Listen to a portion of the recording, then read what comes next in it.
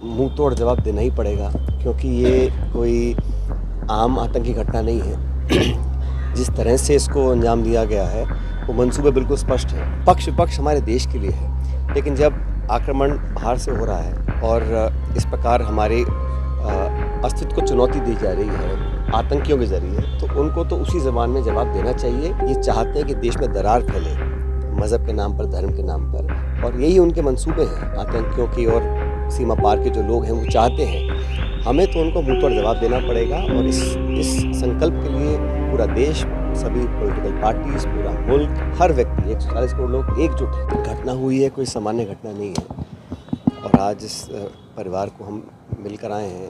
एक 32 साल के नौजवान को उन्होंने खोया है, और ये जो पूरा वाक़या हुआ है इसका तो मुंह तोड़ जवाब देना ही पड़ेगा, क्योंकि ये कोई आम आतंकी घटना नहीं है। जिस तरह से इसको अंजाम दिया गया है वो मंसूबे बिल्कुल स्पष्ट हैं, और इस मसले को आगे कैसे ले जाना है और इसमें क्या कार्रवाई करनी है, इस पर हम लोगों ने, जो हम कांग्रेस पार्टी के हैं, बाकी सब लोग हैं, हम सब ने बड़ा स्पष्ट कहा है। वर्किंग कमेटी में हम लोगों ने इसको रखा था कि भारत सरकार अपनी पूरी ताकत के साथ जितना भी वो चाहें अपनी ताकत का इस्तेमाल कर सही रूप में जवाब देना पड़ेगा, और देना भी चाहिए। पूरे देश में इस बात पर सबकी एक राय है, और पक्ष विपक्ष हमारे देश के लिए है, लेकिन जब आक्रमण बाहर से हो रहा है और इस प्रकार हमारे अस्तित्व को चुनौती दी जा रही है आतंकियों के ज़रिए, तो उनको तो उसी ज़बान में जवाब देना चाहिए। और मुझे याद है इस प्रकार जब भारत की संसद पर आक्रमण किया था उस समय वाजपेयी जी प्रधानमंत्री थे और सोनिया गांधी जी नेता प्रतिपक्ष थे। उन्होंने सदन में खड़ा होकर कहा था, सोनिया गांधी जी ने, कि हम पूरा विपक्ष, पूरा देश सरकार के साथ हैं पाकिस्तान को मुंह तोड़ जवाब देने के लिए। और मैं समझता हूँ वही हम लोगों ने दोबारा दोहराया है कि एक बार दोबारा वो चुनौती सामने आई है। अब इस पर कैसे कब क्या करना है ये सरकार बेहतर समझती होगी, लेकिन मैं मानता हूँ पूरे देश में आज एक आम भावना है कि ये बहुत हम लोग बर्दाश्त कर चुके हैं। सीमा पार से जो घुसपैठ हो रहा है और जो नॉन स्टेट एक्टर्स के माध्यम से पाकिस्तान ने हमेशा इस देश को घाव दिए हैं, अब समय आ गया है कि उसका समापन उसका करना पड़ेगा। और हम सब लोग इस दुख की घड़ी में, पूरा देश उन परिवारों के साथ है जिन्होंने इस बेहद भयानक जो कांड हुआ है उस सबको हमारी सिंपैथी है, पूरा समर्थन है। लेकिन ये एक ऐसा वाक़या है जो मैं समझता हूँ कई दशकों से ऐसा नहीं हुआ होगा, और इन लोगों ने कोशिश की है। ये चाहते हैं कि देश में दरार फैले मज़हब के नाम पर, धर्म के नाम पर, और यही उनके मंसूबे हैं आतंकियों की। और सीमा पार के जो लोग हैं वो चाहते हैं, हमें तो उनको मुंह तोड़ जवाब देना पड़ेगा। और इस संकल्प के लिए पूरा देश, सभी पॉलिटिकल पार्टीज़, पूरा मुल्क, हर व्यक्ति, 140 करोड़ लोग एकजुट हैं। जिन्होंने अपने खोए हैं वापस तो नहीं आएंगे, लेकिन इतना ज़रूर हम कर सकते हैं कि भविष्य में इस प्रकार की घटना करने का कोई साहस ना करे। इस प्रकार के हम लोग को कदम उठाने चाहिए।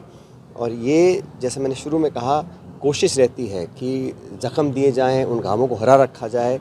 ये हमारे सीमा पार के साथी करना चाहते होंगे, लेकिन हम लोग इसमें सब एकजुट हैं, एकजुट रहेंगे। और मैं इतनी उम्मीद करता हूँ कि जो देश में आज भावना है उसकी कद्र केंद्र सरकार भी करेगी और उचित समय पर सही कदम उठाए जाए। सर, सिंधु जल समझौते को लेकर नोटिस भी दिया गया है पाकिस्तान को। आपको क्या लगता है कि हम लोगों को पॉलिटिकली, डिप्लोमेटिकली, हर तरह से, और जहाँ तक बल प्रयोग की बात है इसका भी निर्णय देश को करना चाहिए। हम लोग चाहते हैं कि हमारी एकजुटता जो हमने प्रदर्शित करी है, चाहे वो राहुल गांधी जी ने की हो, चाहे खड़गे साहब ने की हो, चाहे कांग्रेस पार्टी की वर्किंग कमेटी ने की हो, प्रमुख विपक्षी दल होने के नाते हम लोगों को लगा, हम मानते हैं कि हमारी भारत की जो भावना है उसमें कहीं दो फाड़ नहीं दिखना चाहिए, कहीं बेखराव नहीं दिखना चाहिए। हमारे आपस के हम विरोध एक दूसरे का करते हैं पॉलिटिकली, लेकिन ये जो आक्रमण किया है, ये दुस्साहस जो किया है, इसका जवाब देने के लिए जो भी साधन हमारे पास उपलब्ध हैं उन सबको एकत्रित कर हमें जवाब देना चाहिए। उसका इंटरनेशनली क्या करना है, डिप्लोमेटिकली क्या करना है, पॉलिटिकली क्या करना है, यूज़ ऑफ फोर्स का क्या करना है, ये इसमें सबकी राय बननी चाहिए। और ऑल पार्टी मीटिंग बुलाई गई थी। ऑल पार्टी मीटिंग में मुझे मालूम नहीं अंदर क्या रहा, लेकिन बेहतर होता कि प्रधानमंत्री खुद मीटिंग मौजूद रहते, क्योंकि ये एक बहुत देश का मसला है। ये सिर्फ कांग्रेस, भाजपा या किसी एक दो पार्टी का नहीं है, ये पूरे देश का मसला है। पूरा दुनिया हम लोगों को देख रही है, हमारा रिस्पॉन्स हमारा क्या रहेगा।